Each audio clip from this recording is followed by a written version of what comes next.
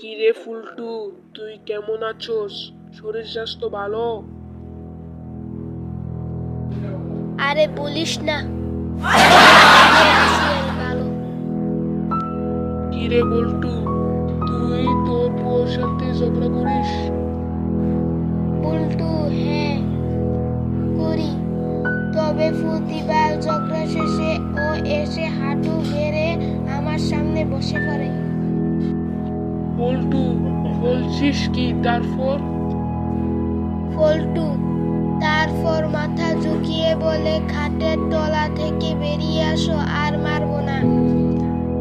কিরে, বিয়ে হইছে তোর বউরও তো একবার দেখাস নাই আমারে, তুই দেখাবি না আমার তোর বউরে?